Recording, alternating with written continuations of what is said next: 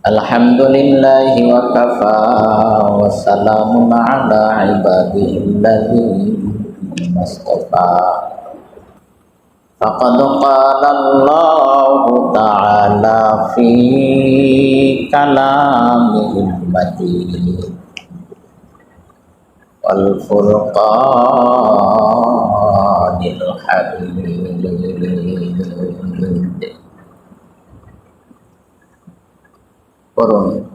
A'udzu billahi minasy syaithanir rajim. Bismillahirrahmanirrahim.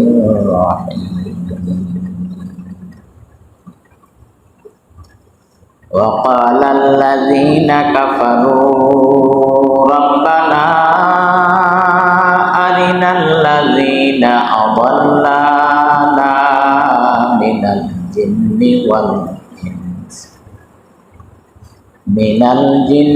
wal insi naj'aluhuma tahta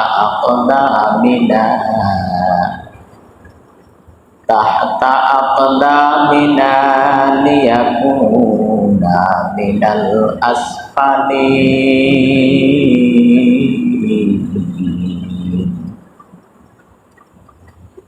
Innal ladzina qalu rabbuna Allahu tsumma istaqamu tatanazzalu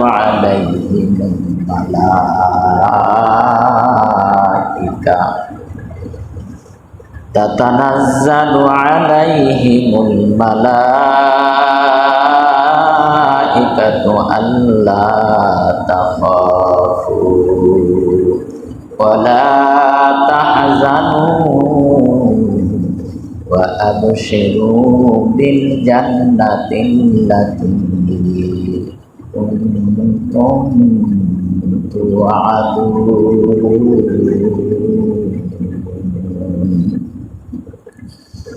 Wa qala Rasulullahi, জবান খুলে মহাব্বাতান সকলেই পড়ুন সাল্লাল্লাহু আলাইহি ওয়াসাল্লাম। আউয়ালু মা ইউহাসাবু বিহিল আবদু ইয়াউমাল কিয়ামাতিস সালাহ। সাদাকাল্লাহুল মাওলানাল আযীম। কোরআন থেকে কথা বলবার জন্য আল্লাহ পাক নিজে বয়ান করছেন, হাবিবকে নির্দেশ দিচ্ছেন পয়গম্বর আপনি কোরআন থেকে মানুষদেরকে নসিহত করতে থাকেন, কোরআন দিয়ে মানুষদেরকে আলোচনা করতে থাকেন। আলোচনা কোরআন থেকে করব, কোরআন থেকে শুনবো, মাঝখানে হেদায়েত আর আমলিয়াতের জজবা তৈরি করে দিবেন কে? আল্লাহ পাক তৈরি করে দিবেন। হেদায়েতের মালিক আল্লাহ পাক পয়গম্বরকেই দেন নাই, সুতরাং আপনার হেদায়েত আমার হাতে নেই। আপনার হেদায়েত আমার হেদায়েত শুধুমাত্র কেবলমাত্র কার হাতে? আল্লাহ পাকের হাতে। আল্লাহ পাকের হাতে যেহেতু আমার আপনার হেদায়েত, সেই হেদায়েতের জন্য দুনিয়ার কোন মানুষের কাছে দরজা ধরে কাজ হবে না। হেদায়েত চাইতে হবে কার কাছে? আল্লাহ পাকের কাছে চাইতে হবে। বর্তমান সময়ে যে মানুষ যত বেশি নেকের কথা বলবে, আমলিয়াতের কথা বলবে, হক উপস্থাপন করবে, ওই মানুষের শত্রু তত বেশি। ওই মানুষের শত্রু তত বেশি। পারিবারিক, সামাজিক, রাষ্ট্রীয়, আন্তর্জাতিক মহলে আপনি যত হক কথা ব্যক্ত করবেন, তত আপনি তাদের কাছে তিতে বলে সাব্যস্ত হবেন। পরিবারের মানুষগুলাকেও যদি আপনি হক কথা বলেন তাও তিতে, সামাজিক মানুষগুলোর কাছে যদি হক কথা বলেন তাও তিতে, গ্রামের মানুষগুলোর কাছে যদি হক কথা বলেন তাও তিতে, রাষ্ট্রের পক্ষপাতিতে রাষ্ট্রে যদি আপনি হক কথা বলেন তাহলে তো আরো অসুস্থ। তাই বলে কি হক বন্ধ হবে? জোরে কোন বন্ধ হবে?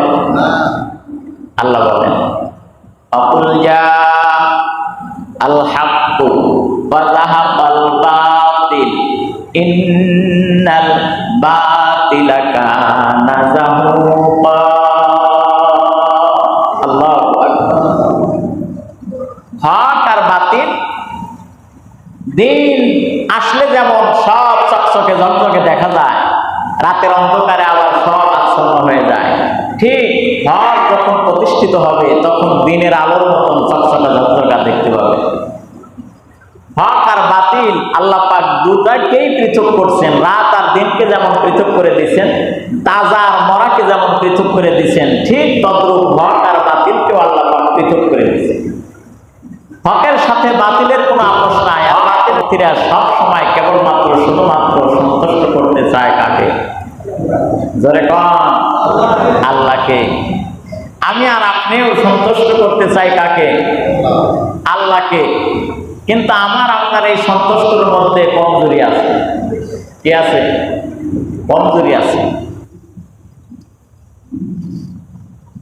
আমার আপনার পয়গাম্বার সাইয়্যিদুল মুরসালিন, যিনি খাতামুন নাবিয়্যিন, যিনি কামলিওয়ালা, যিনি নবীওয়ালা, যিনি মদিনাওয়ালা, তিনি তেনার জবানে ব্যক্ত করেছেন, আল্লাহ পাকের এই শাহী কালাম থেকে তেলাওয়াত করেছেন, ওয়াকালাল্লাযীনা কাফারু লা তাসমাউ লিহাযাল কুরআন ওয়ালগাউ ফীহি লাআল্লাকুম তাগলিবুন।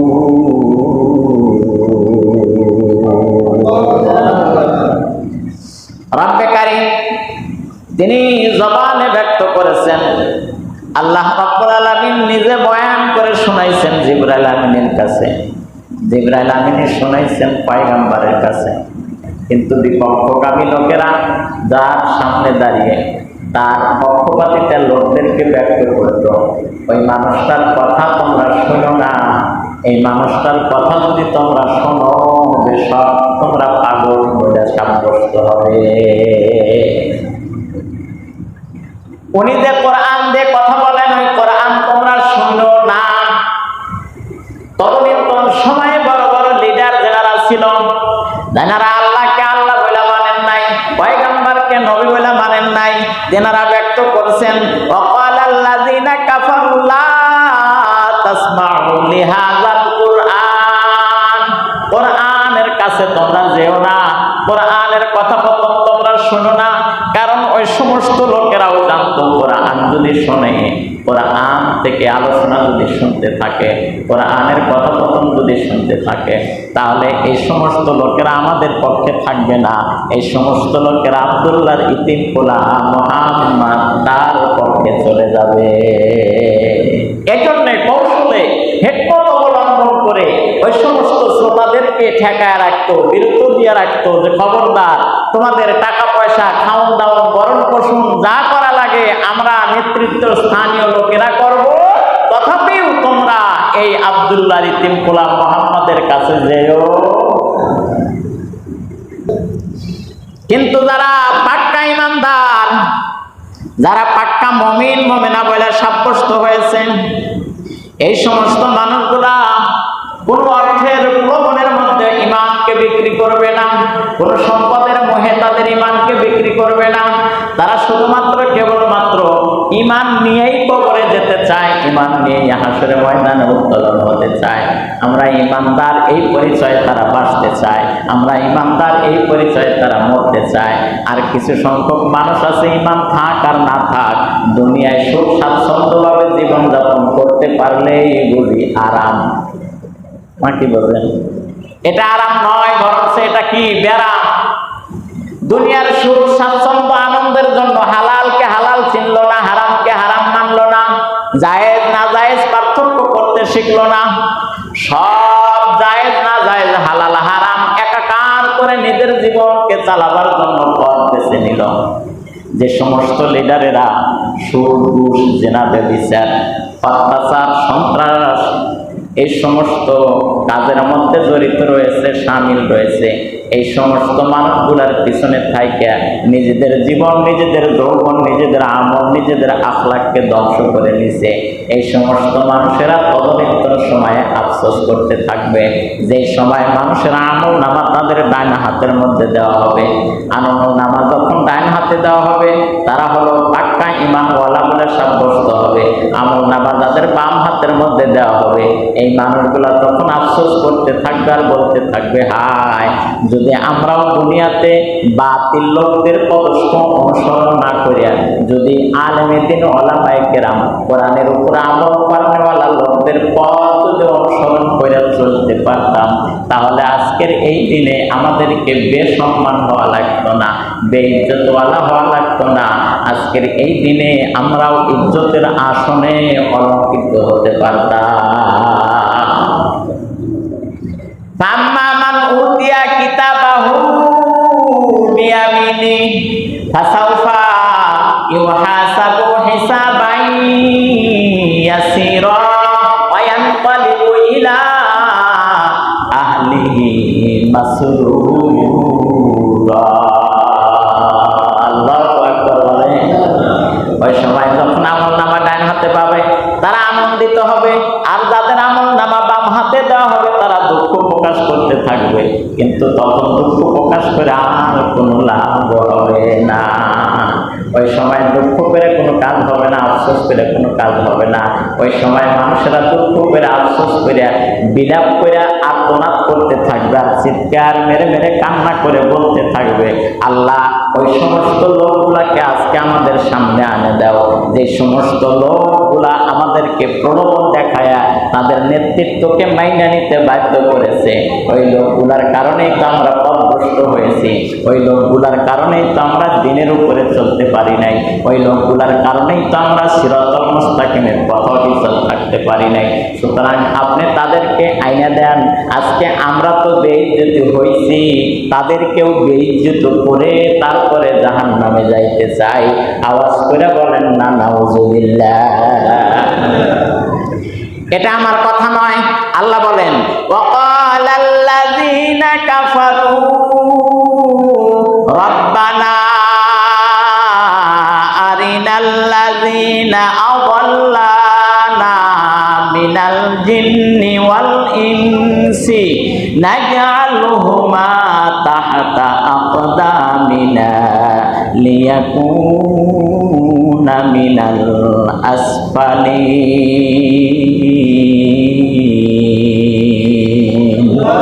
সুকাহাদুন ইয়াজমাশুকিদিদান, সুকাহাদুন ইয়াজমাশুকিদিদান, কালামুল্লাহ মগশিদিন শানিদান, কালামুল্লাহ মগশিদিন শানিদান। সুবহানাল্লাহ। এটা পড়লে সব, ধরলে সব, ইজ্জত করলে সব, সব ক্ষেত্রেই সব। একটা নয়, একটা হরফ পড়লে এক হরফে 10টা করে সমান, 10টা করে নেকির কথা আল্লাহর পয়গম্বর ব্যাখ্যা করেছেন। 1 এ 10, একটা পড়বেন, 1-এর মর্যাদা 10 নেকির সমপরিমাণ মর্যাদা। আজকে এই কোরআন থেকে আমি আপনি দূরে, দূরে না কাছে? কোরআন থেকে আজকে আমি আপনি দূরে। আমার কাছে স্মার্ট মোবাইলটা যদি দিন রাত মিলে যদি 24 ঘন্টা হয়, স্মার্টফোনটা আমার কাছে 10 ঘন্টা থাকে। কথা কন্যা কেন? এটা আমার কথা বললাম। আর নওজোয়ান যুবক যারা আছে 24 ঘন্টায় স্মার্টফোনটা তাদের কাছে আছে। একবেলা না খাওয়া থাকতে পারে, কিন্তু স্মার্টফোন ছাড়তে পারে? স্মার্টফোন ছাড়তে পারে না। শয়নে স্বপ্নে, নিশীতে জাগরণে, কাজে কর্মে, ঘুমানো জাগ্রত, সর্বহালাতের মধ্যে মোবাইল ফোনটা আমার কাছে থাকে। আমার কোনো কষ্ট হয় না, আমার কোনো দ্বিধাবোধ হয় না, কোনো রকমের আপত্তিও লাগে না। কিন্তু যুবক, একটুখানি মনে মনে চিন্তা করে দেখো তো, 24 ঘন্টা তো স্মার্টফোন কাছে রাখলা, কিন্তু 24 ঘন্টার মধ্যে বুকে হাত দিয়ে বলো কালামুল্লাহ শরীফ 1টা ঘন্টার জন্য কাছে রেখেছো?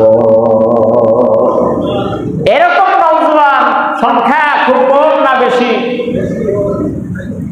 কোরআন শরীফ কাছে রাখছে, কোরআন শরীফ ধরছে, কোরআন শরীফ পড়ছে 1 ঘন্টা, আধা ঘন্টা, 10 মিনিট 20 মিনিট, এরকম লোক সংখ্যা খুবই কম, খুব বেশি না, খুব কম। কোরআন শরীফ পড়তে গেলে তখন ঘুম আসে, কোরআন শরীফ পড়তে গেলে ওযু থাকে না, কোরআন শরীফ পড়তে গেলে ওযু করতে হয়, এটা আরেক ঝামেলা। কথা কম নাকি? তার চাইতে কি দরকার আছে ওইটাই দূরে থাক। সেই বিবাহের পূর্বে তেলাওয়াত করছে, আজ চুল পেকে গেল, দাড়ি পেকে গেল, মাও দুনিয়ার থেকে বিদায় হয়ে চলে গেল, বাবাটাও দুনিয়ার থেকে বিদায় হয়ে চলে গেল, এ পর্যন্ত কালামুল্লাহ শরীফ ওই যে তাকের উপরে রাখছে, ওই তাকে থেকে হাতে নেওয়ার সুযোগ হয় নাই।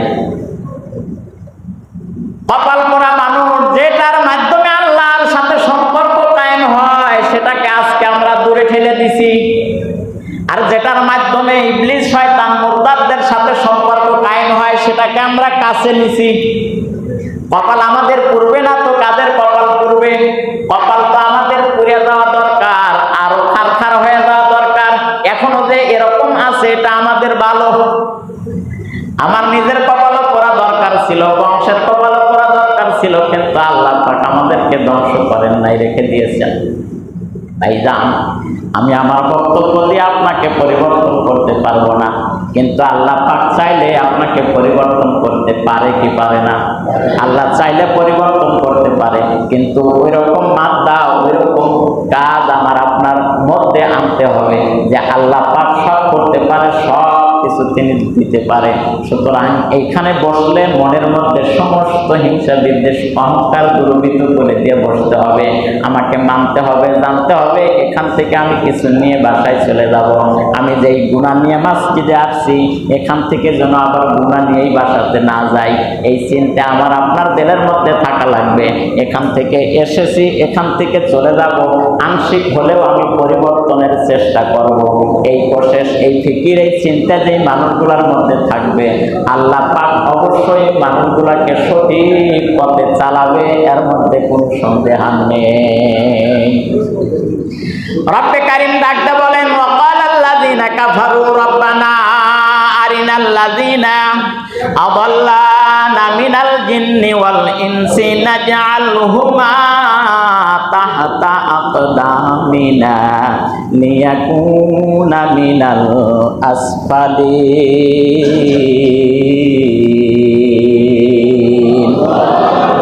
রব্বে কারীমের দরবারে সেদিন এই গুনাহগার মানুষগুলা দরখাস্ত করবে, ফরিয়াদ জানাবে, আল্লাহ ওই সমস্ত লিডার, ওই সমস্ত নেতাকে আজকে আমার কাছে এনে দাও। আমি অপদস্থ হয়েছি, আমি লাঞ্ছনার শিকার হয়েছি, আজকে হাজারো কোটি মানুষের মধ্যে আমি অপমানিত হলাম, যাদের কারণে আমি সময় মতো নামাজে আসতে পারি নাই, যাদের কারণে পয়গম্বরের সুন্নতের উপরে আমল করতে পারি নাই, যাদের কারণে কোরআনকে আমি তেলাওয়াত করতে পারি নাই, শিখতে পারি নাই, যারা আমাকে পথভ্রষ্ট করতে সহায়তা করেছে, ওই সমস্ত মানুষ নেতা, ওই সমস্ত জেন নেতা, কয় নেতা? ওই সমস্ত মানুষ নেতা, ওই সমস্ত জেন নেতা, কয় নেতা? দুই শ্রেণীর নেতা। মানুষের ভেতরেও মানুষকে পথভ্রষ্ট করে, আবার জেনদের ভেতরেও মানুষকে পথভ্রষ্ট। মানুষের ভেতরে যে সমস্ত নেতা আছে ওদেরকে তো আমরা সচক্ষে দেখতে পারতেছি, তাদের পদস্খ অনুসরণ করতেছি, তার আখলাক সম্পর্কে আমি জানতেছি, তার চরিত্র সম্পর্কে আমি জানতেছি, তার চাল চলন, আচার আচরণ, কথাবার্তা কেমন, সব কিছু আমি জানতেছি। যদি সব নাও জানি, আংশিক অন্তত জানি। তারপরেও জানার পরেও যখন, সব জানার পরেও যখন ওই নেতার পিছনে আমি পাগল করা হয়ে ছুটতে থাকি, আল্লাহ তখন আমাকে ছাড়বেন না, আমাকে ধরবেন। তুই যাই না শুনে বুঝে কেন এরকম একটা নেতার পিছনে নি? তোরে তো উচিত ছিল দিনদার পরহেজগার মুত্তাকিনের পথ অবলম্বন করা, কেন করতে পারস নাই? তখন ওই নেতাকে আহ্বান করবে, আজকে আসো, তাকে ধরো। কোরআন বলতেছে পা দিয়ে লাথি মেরে এই সমস্ত নেতার আনুগত্যকারীরা জাহান্নামের দিকে যাবে। সুতরাং উভয় ক্ষতিগ্রস্তর মধ্যে পড়ল, নেতাও ক্ষতিগ্রস্ত, আবার অনুসারীরাও ক্ষতির মধ্যে পড়ে গেল। এই জন্য যাকে তাকে নেতা মানা যাবে, যাকে তাকে নেতা মানা, যাকে তাকে নেতা মানা যাবে না। পয়গম্বর মাপকাঠি দিয়ে দিয়েছেন, ওই মানুষটাকে তুমি নেতা বলে মানতে পারো, ওই মানুষটার পদস্খ তুমি অনুসরণ করতে পারো, যেই মানুষটার চেহারা দেখলে তোমার অন্তরের মধ্যে মরণের ভয় জাগ্রত হয়, যেই মানুষটার চেহারার দিকে তাকালে তোমার মধ্যে আমলিয়াতের জজবা তৈরি হয়, যেই মানুষটার চেহারার মধ্যে থাকলে, চেহারার মধ্যে নজর করলে তোমার মধ্যে 2 রাকাত নামাজ বেশি পড়তে ইচ্ছা পোষণ হয়, এরকম মানুষের পদস্ক তুমি অনুসরণ করো। মনে রাখবা, যার সাথে যার মহাব্বত তার সাথে তার কিয়ামত হবে। সুতরাং আপনি ভালো ব্যক্তির সঙ্গে মহাব্বত রাখলে হাসরের ময়দানে ভালো ব্যক্তির সাথে আপনি উঠতে পারবেন। যদি খারাপ লোকগুলার সাথে আমার আপনার সম্পর্ক তৈরি হয়ে থাকে, তাহলে ওই মানুষগুলাকে নিয়ে হাসরের ময়দানে আমাকে আল্লাহ পাক উত্তোলন করবে। তাহলে পরিণতিটা কেমন হবে একটুখানি মরার আগেই চিন্তা করা দরকার নাকি মরার পরে? কখন চিন্তা করা দরকার? জোরে কোন? আগে চিন্তা করার দরকার। খেলা হয় রাত 1টায়, অথচ পাবলিক 12:30টায় হাজির। কথা কন না কে? রাত 1টার খেলা 12:30টায় হাজির। কোন জায়গায় খবর নিলে দেখা যায় ওরা সন্ধ্যার পরের থেকেই প্রস্তুতি গ্রহণ, চান্দা দিয়ে চান্দা দিয়ে টাকা উত্তোলন করতেছে। খিচুড়ি রান্না করে খাবে, বিরিয়ানি রান্না করে খাবে। যেহেতু অনেক রাত্রের খেলা, রাত্রে জাগরণ করে থাকতে যে প্রসেসিং করতে হয়, নওজওয়ানেরা ওই প্রসেসিং করতে কোন রকমের আপত্তি করে। অথচ আজান 12:30টায়, মুসল্লি আসে 1টায়। কথা কন না কে? আজান 12:30টায়, মুসল্লি আসে 1টায়। এই 1টায়ও কি আবার এর মধ্যে আবার কিছু সংখ্যক মুসল্লি আসে কয় খুতবা যখন পড়ে তখন যাব, খুতবা পড়তে তখন আসে। আবার এর ভিতরে আরেক শ্রেণীর মুসল্লি আসে শুধু নামাজটা ধরতে পারলেই হয়। কথা কন না কে? তাহলে নামাজের চাইতে ওই দিকে আমাদের গুরুত্ব বেশি হইল না কম হইল? ওই দিকের গুরুত্ব আমাদের বেশি হয়ে গেল, যে কারণে আমাদের তো কোনো শান্তি নাই, আমরা শুধু অশান্তির মধ্যে থাকি। স্পষ্ট কথা আল্লাহর পয়গাম্বর জবান দিয়ে ব্যক্ত করে দিয়েছেন। বিজাতিদের কালচারে যারা অভ্যস্ত হয়ে গেছে, বিজাতিদের কালচারে যারা আসক্ত হয়ে গেছে, এই যে খেলা একটা দিন একটা সময় শেষ হয়ে যাবে নাকি সারা মাসই হবে? সারা মাস কি হবে? সারা মাসই হবে না। মোটামুটি পর্ব শেষ, সামনে মনে হয় আর 2 পর্ব আছে। কথা কন না কে? সামনে মনে হয় আর 2 পর্ব আছে। তাহলে এই যে 2 পর্ব শেষ হয়ে গেলে, ফাইনাল শেষ হয়ে গেলে সব খেলাররা চলে যাবে, সব খেলাররা চলে যাবে। অবশ্য যাওয়ার সময় আমাদেরকে নিয়ে যাবে, না হয় 1 লাখ করে টাকা দিয়ে যাবে।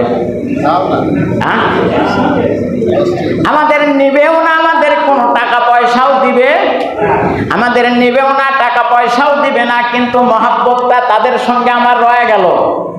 গতকালকেই তো মনে হয় ফেসবুকে দেখতে পাইলাম, একজন বলতেছে যে মেসি আমার আব্বা হয়।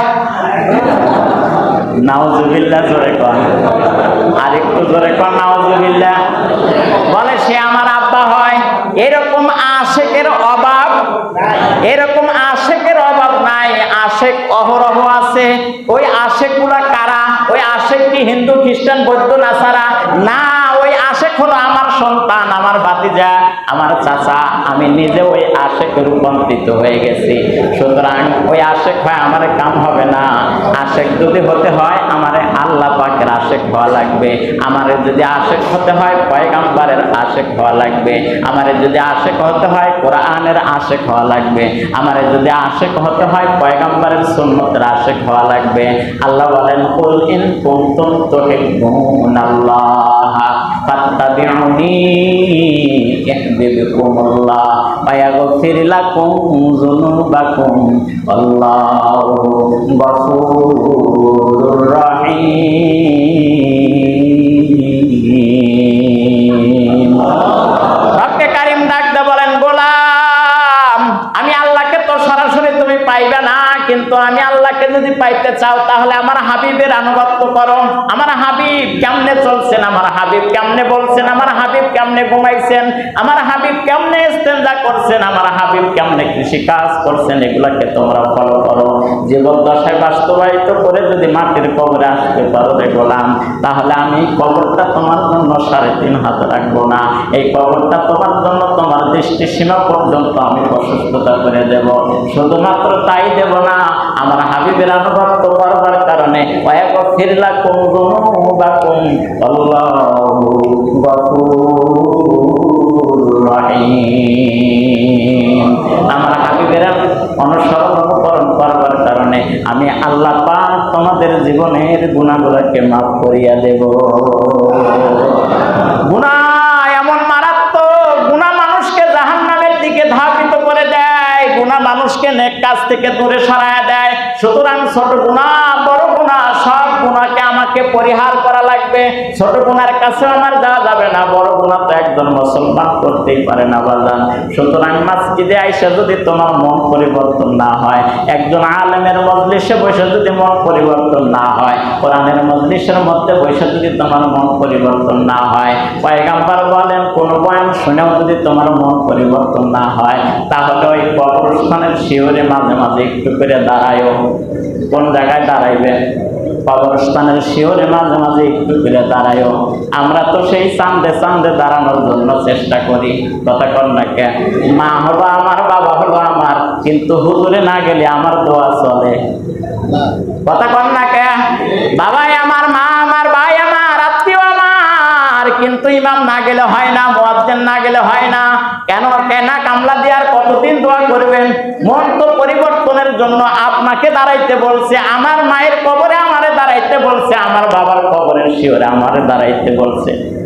আমি আপনার বাবার জন্য দোয়া করব, এই দোয়া কতটুকু কবুল হবে সেটার কোনো গ্যারান্টি নাই। কিন্তু আপনি যখন আপনার বাবার শিওরে দাঁড়ায় যাবেন, পয়গম্বর বলেন এই দাঁড়ানোর ভিতরে আলাদা একটা বন্ধন তৈরি হয়ে যাবে।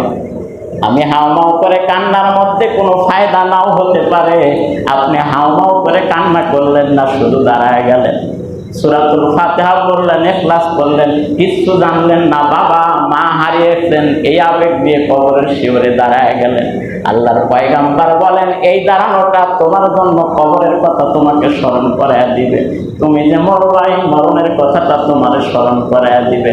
সুতরাং তোমার মধ্যে পরিবর্তনের একটা মাত্রা আল্লাহ পাক তৈরি করে দিবে। এই জন্য মাঝে মাঝে কবরস্থানে যাওয়া দরকার আছে না নাই? মাঝে মাঝে যাবেন, সময় পাইলেই যাবেন। শুধু ঈদুল ফিতর, ঈদুল আজহা, শবে বরাত এইগুলোর মধ্যে সীমাবদ্ধ রাখবেন না।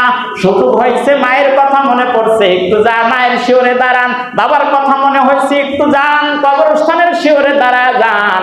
বাইসে থাকাকালীন মায়ের হক আদায় করতে পারেন নাই, মারার পরে কেমন করে হক আদায় করবেন? বাইসে থাকাকালীন বাবার হকটা আদায় করতে পারেন নাই। কত সন্তান আছে নাফরমানি করছে, মা বাবার অবাধ্য হয়ে চলে গেছে। আজকে গ্লানি নিয়ে, দুঃখ নিয়ে, কষ্ট নিয়ে মা দুনিয়ার থেকে বিদায় হয়ে গেল, বাবাটাও দুঃখ নিয়ে দুনিয়ার থেকে বিদায় হয়ে গেল। সন্তানের সংসার চলতেছে আনন্দ উল্লাসে, দাম্পত্য জীবন চালাইতেছে অনেক আনন্দের মধ্য দিয়ে। কোনোদিনও বাবার কথা মনে হয় না, মায়ের কথাও মনে করে না। আল্লাহ রাব্বুল আলামিন ডাক দিয়ে বলেন, গোলাম মাকে হারাইছো, বাবাকে হারাইছো, একটা বারের জন্য তো তোমার সে কথা মনে হইল না। কবরের শিওরে দাঁড়ায় দাঁড়ায় একটুখানি মায়ের জন্য কান্দো, বাবার জন্য কান্দো, আর আমি আল্লাহর কাছে দরখাস্ত করো, আল্লাহ বাইসে থাকাকালীন মায়ের হক আদায় করতে পারি নাই, বুঝতে পারি নাই, আমার অন্যায় হয়ে গেছে, ভুল হয়ে গেছে। আমি এখন বুঝতে পেরেছি, যখন বুঝলাম তখন আমার মা এই কবরের শিওরে পড়ে আছে, আমার বাবাটাও কবরের বাসিন্দা হয়ে গেছে।